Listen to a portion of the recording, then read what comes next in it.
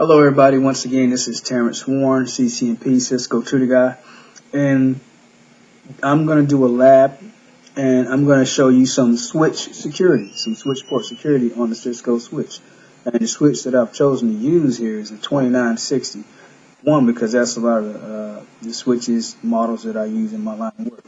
So here I have a 2960 switch, and let's get into it. It's kind of pre-configured because I used it in my last lab. So let's look at what we have right now. Let me get exit, and do a show run. Alright, so this switch has 24 ports. The ports aren't configured for access or trunk.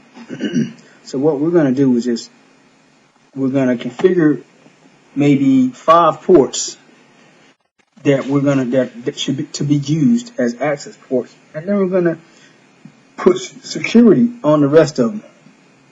This is how we do it. Get into config mode, and what we want to do is instead of configuring each interface one at a time, we're going to use a range command that'll grab all the ports that we want to configure and figure them all at once.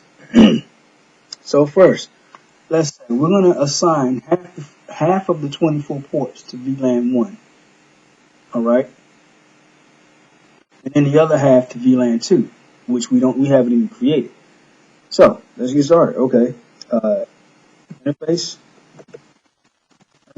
range FA0/12. Now we've grabbed all 12 interfaces at once. So whatever command I input, it's going to apply it to all 12 interfaces. We want to make them into access ports. Alright, so the command is switch port mode access. So now the first 12 ports are access ports, and we're going to assign them to VLAN 1. So the next command is switch port access VLAN 1. Now those same 12 ports have been added to VLAN 1. Next we're going to get the other 12. So from exit interface range FA013 through, and say 20. Same thing, switch port mode access,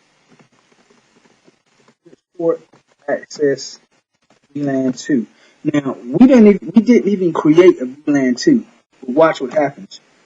The router, the switch knows that we didn't create a VLAN 2, so now it's creating the VLAN 2 as we just typed it, and assign those additional interfaces to VLAN 2. How do I know? Let's check. I can show you.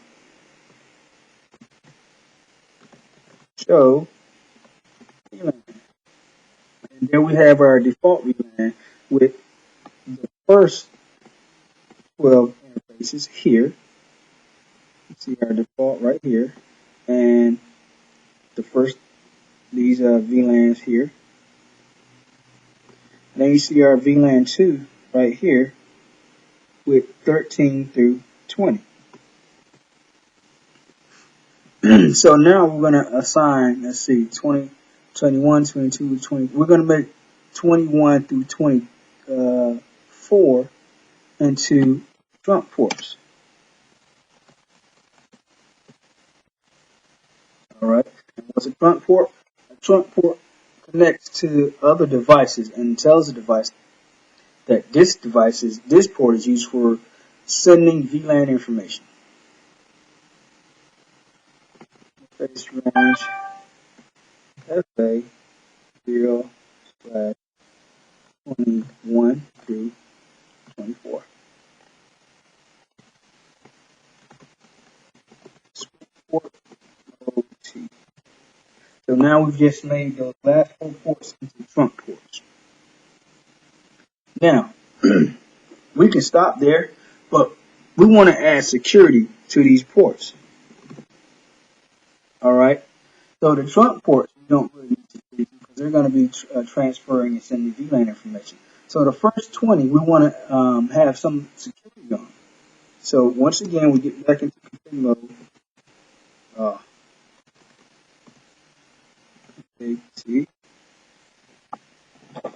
We interface, and this time we're going to grab 20. That's a 0/20. And we're going to go ahead and implement switch port security. And the command is switch port. Alright, so the command for this next is switch port security. We're going to say maximum. We're going to give it a maximum of 1. What this command means is the maximum amount of MAC addresses assigned to this port or this interface is 1.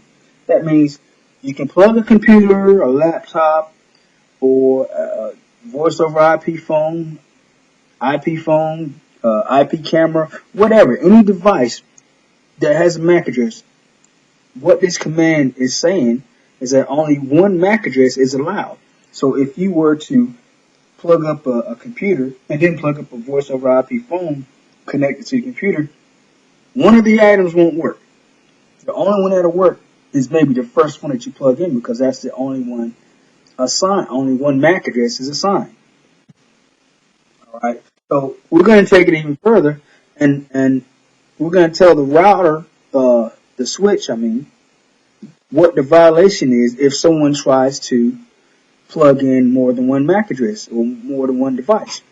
So the command is switch port security violation. So the violation would be, and we can hit the question mark and you get options of what you want the violation to be. You can have the option to protect, or it'll go in protect mode, which is not what we want. We want something to happen. We can restrict. That means it'll restrict the MAC address or that device from accessing the network. Or we can have it shut down, just the interface shut off completely. And that's what I typically use. So that's what we're going to do. Shut down. It'll shut down the interface. So now what we've just told the switch is we want to allow 1 MAC address, and if anyone applies more than 1 MAC address, to shut the interface down. Now we can get even more detailed with this. We can tell the switch and implement that to even assign a MAC address, a specific MAC address.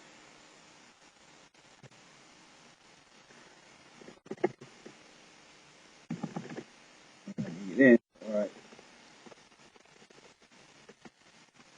MAC address. Now, but this is the problem. We don't know the MAC address of the device. So now, if you know the MAC address of the device, you can put the MAC address here, and it'll assign that MAC address to the port. But we don't know the MAC address, and we're using the range command, so we have about 20 interfaces. So if we was to assign a MAC address, it would assign that MAC address to all 20 interfaces. So what we're going to do, because we don't know the MAC address, so this is the command that satisfies that. If you don't know the MAC address of the device, you can use this command called stick. And what it does is it'll assign whatever MAC address is in there to that interface. If there's nothing in the interface like we got right now, it'll assign the first device that you plug in there, it'll assign its MAC address to the interface. So now we have it to where only 1 MAC address is allowed. The port will shut down if anyone puts any more than 1 MAC address. And this is configured so that the first device that you plug, that's the MAC address that'll be assigned to the interface. And this is what we have. This is port security. Alright. Now, typically, the ports that aren't being used, if let's say we only had 10 interfaces configured, we would just disable the rest of them because you don't want them open or active and someone can just plug in. So we just shut down the rest of the ports and have the other ones assigned with port security, like what we just had. And that's the difference also between a managed switch and a dumb switch. A dumb switch is what used to be a hub. You know, you can't manage it, you can't access it, you can't configure any individual ports. It's like you configure one and they're all that way. But you don't even get to configure a hub or a dumb switch. You just plug your input cable in and all the ports are active. You know, they had a high broadcast rate, and that's one of the reasons why people don't really use those. They're used mainly in residential homes, whereas managed switches you can configure each port differently and individually, and you know it's just so much better as far as security. You can't even configure security on a dumb switch. But okay, so we've got this switch pretty much configured, switch port security, and let's get out of here and do a show run and look at what we have. Okay, we have encryption on our secret password. We have, if you notice, we have from 13 to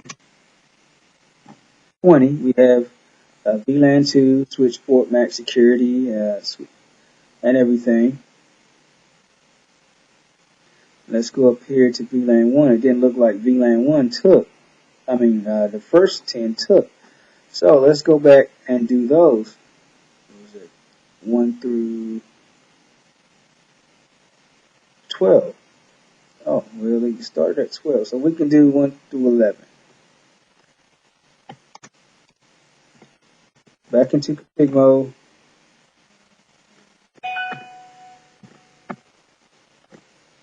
I'm going to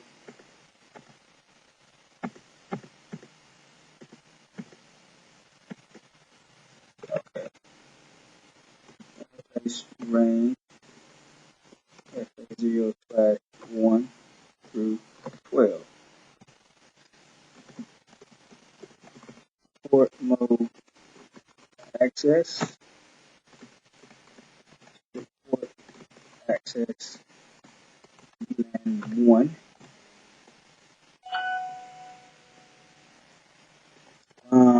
And now we want to do the security.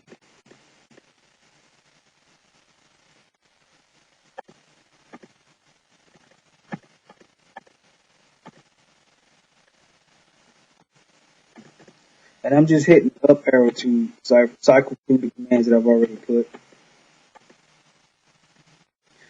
And so right now, that's it. We should be configured. Let's take a look. As you can see, we have them configured. But hold up, sticky isn't configured on, let's see, 1 through 13 through 19. So let's go back in.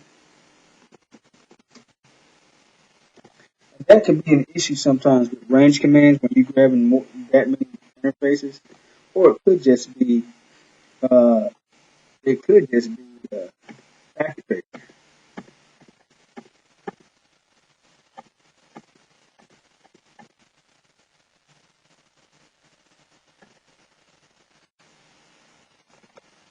So we're going to try the interface range, interface 0/13 through 19.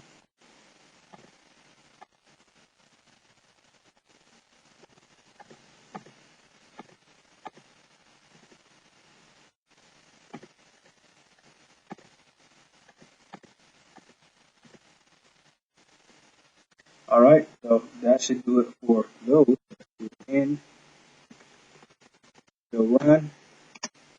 And I think we got them all this time. And here are our trunk ports. And Alright, now we're going to go even further and configure portfast. Portfast is if the interface goes down, portfast will bring it up in like less than 5 seconds, so that you don't have to wait on the network to converge before everything comes back up when you just don't have the time. So you can go back into config mode, interface range. Hopefully, let's do this. Maybe the first 5.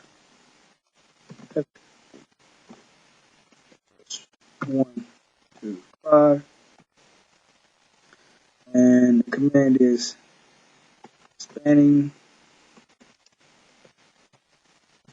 tree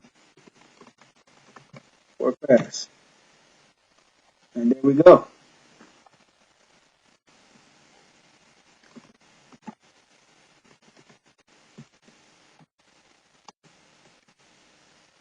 Alright. Let's go look at those 5. And if you notice, spanning tree portfast is on the first 5 interfaces. We're going to do one more and enable bpdu guard. What the bpdu guard is, if there's any bpdus, or let's say if one device tries to move to another port, it'll shut the port down. So to configure that, it's spanning up. We're going to do interface range FA/1 through 5, spanning tree bpdu. I think it's guard and enable. If I put that right. No, I didn't.